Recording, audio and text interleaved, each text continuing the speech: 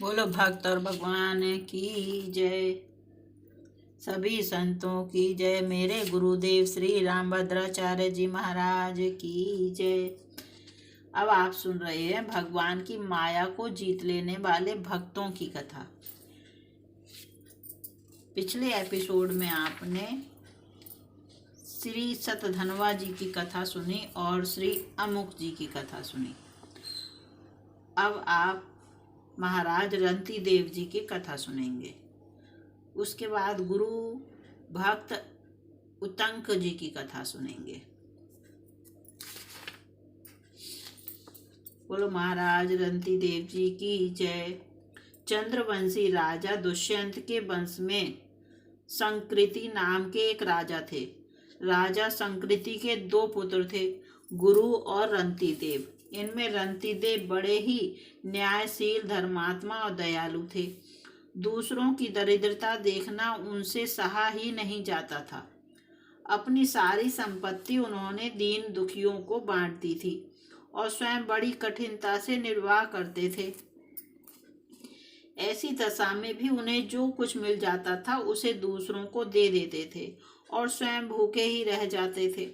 एक बार रंती देव तथा उनके पूरे परिवार को 48 दिनों तक भोजन की तो कौन कहे, पीने को जल भी नहीं मिला। देश में घोर अकाल पड़ जाने से जल मिलना भी दुर्लभ हो गया था। भूख प्यास से राजा तथा उनका परिवार सब के सब मरणासन हो गए। 49वें दिन कहीं से उनको घी, खीर, हलवा और जल मिला। 48 दिनों के निर्जल व्रती थे वे। उनका शरीर कांप रहा था, कंठ सूख गया था, शरीर में उठने की शक्ति नहीं थी। ऐसी दशा में रंती देव भोजन करने जा ही रहे थे कि एक ब्राह्मण अतिथि आ गए। रंती देव ने बड़ी श्रद्धा से उन विप्र को उसी अन्न में से भोजन कराया। विप्र के भोजन कर लेने पर बचे हुए अन्न को राजा ने अपने परिवार के लोगों में बांट दिया। वे सब भोजन करने जा ही रहे थे कि एक शूद्र अतिथि आ गया। उस दरिद्र शूद्र को भी राजा ने आदर पूर्वक भोजन करा दिया। अब एक चांडाल कई कुत्तों के साथ आया और कहने लगा, राजन, मेरे ये कुत्ते भूखे हैं और मैं भी बहुत भूखा हूँ। रंती देव ने उन सब का भी सत्कार किया। सभी प्राणियों में श्री हरि को देखने वाले उन महापुरुष ने बचा हुआ सारा अन्न कुत्तों और चांडाल के लिए दे दिया। अब केवल इतना जल बचा था कि एक मनुष्य की प्यास बुझा सके। राजा उससे अपना सूखा कंठ गीला करना चाहते थे कि एक और चांडाल आकर दीन स्वर से कहने लगा, महाराज, मैं बहुत थका हूँ, मुझ अपवित्र नीच को पीने के लिए थोड़ा पानी दीजिए। चांडाल थका था और बहुत प्यासा था। उसकी वाणी बड़े परिश्रम से निकली जान पड़ती थी। उसकी दशा देखकर राजा को बड़ी दया आई। स्वयं प्यास के मारे मरणासन रहने पर भी परम दयालु राजा रंती देव ने वह जल आदर एवं प्रसन्नता के साथ चांडाल को पिला दिया। भक्तों की कामना पूर्ण करने वाले त्रिभुवन के स्वामी ब्रह्मा, विष्णु और महेश ही रंती देव की परीक्षा के लिए इन रूपों में आए थे। राजा का धैर्य देखकर वे प्रकट हो गए। राजा ने उनको प्रणाम किया, उनका पूजन किया। बहुत कहने पर भी रंती देव ने कोई वरदान नहीं मांगा।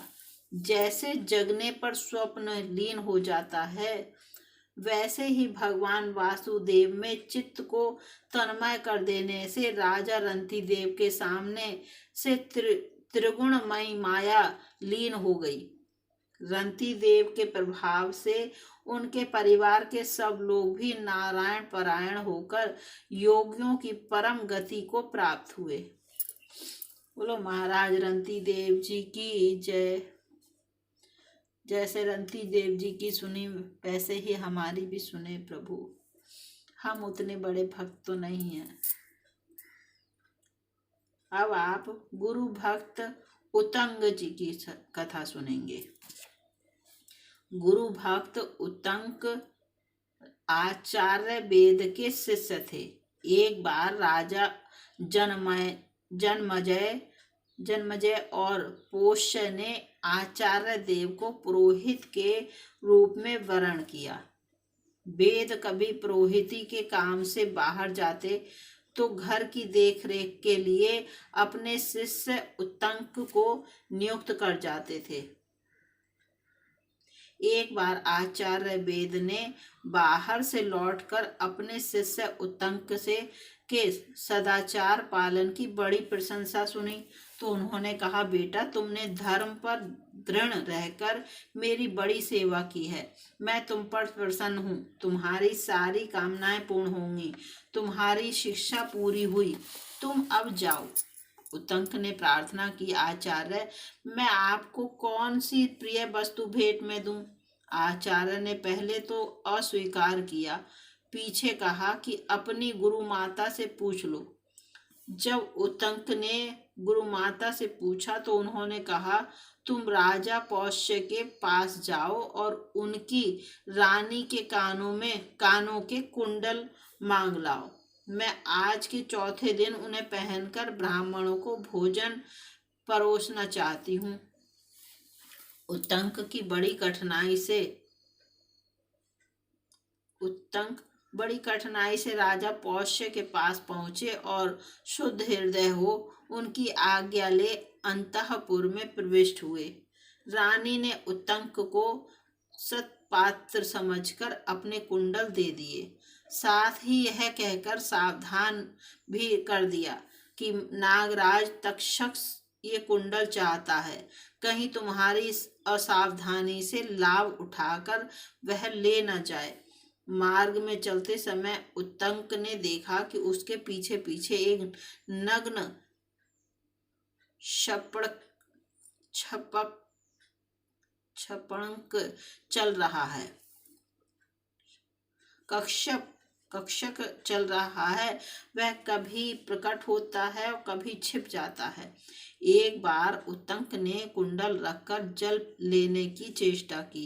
इतने में ही वह तक्षक कुंडल लेकर अदृश्य हो गया। नागराज तक्षक ही उस वेश में आया था। उत्तंक ने इंद्र के वज्र की सहायता से नागलोक तक उसका पीछा किया।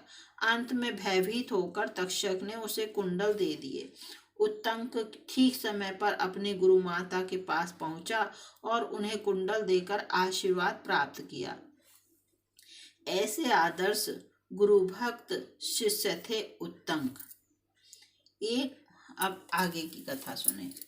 एक अन्य भक्त मुनि उत्तंक के विषय में निम्नलिखित कथा भी प्राप्त होती है, जो इस प्रकार है। सौवीर नगर में एक सुंदर बगीचा था। उसमें एक बड़ा भव्य एक एवं विशाल विष्णु भगवान का मंदिर था। महात्मा उत्तंक उस बगीचे में रहकर मंदिर में भगवान विष्णु की पूजा किया करते थे। वे भगवान की सेवा में रात दिन लगे रहने वाले परम शांत, निष्प्रभ, दयालु और महात्मा थे। एक दिन कणिक नाम का व्याध डाकू मंदिर के सामने से निकलकर जा रहा था।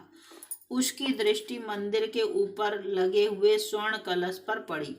उसे देखकर कणिक ने अनुमान लगाया कि मंदिर के अंदर अपार धन संपत्ति होगी। रात में वह मंदिर में घुस गया। महात्मा उत्तंक उस समय भगवान के ध्यान में निमग्न होकर उनका भजन कर रहे थे। डाकू ने देखा कि जागते हुए व्यक्ति के सामने से धन ले जाना बड़ा मुश्किल है, अतः उसने एक हाथ से उनकी चोटी पकड़ी और दूसरे हाथ में तलवार लेकर उनका मस्तक काटने को तैयार हो गया। तब बड़े मीठे शब्दों में उत्तंक ने डाकू से कहा, भद्र, मैंने तुम्हारा क्या अपराध किया है जो तुम मुझको मारने को उद्युत हो? मुनि उत्तंक की अमृतमयी वाणी का प्रभाव डाकू पर ऐसा पड़ा कि उसका हृदय बिल्कुल पलट गया। पहले किए हुए पापों का पश्चाताप करके वह क्षमा मांगते हुए रोने लगा। जब वह इस पश्चाताप की जलन को न सह सका तो उसने अपने प्राणों को त्याग दिया। तब मुनि ने भगवान का चरणामृत उसके मृत शरीर पर डाला। उस दिव्य भगवत चरणामृत के स्पर्श से डाकू का उद्धार हो गया। मुनि पुनः भगवान की भक्ति में तल्लीन रहने लगे। समय आने पर वे भी दिव्य रूप धारण कर भगवत धाम में चले गए। बोलो भक्त और भगवान की जय। श्री गुरु भक्त रंतक जी महाराज की जय। सभी संतों की जय। मेरे गुरुदेव श्री रामभद्राचार्य जी महाराज की जय। अभी आप सुन रहे हैं भगवान की माया को जीत लेने वाले भक्तों की कथा। अगले एपिसोड में आप सुनेंगे श्री भूरी श्रवा जी की कथा। इस एपिसोड में आपने गुरु भक्त उन्तक की कथा सुनी। बोलो श्री भूरी श्रवा जी महाराज की जय।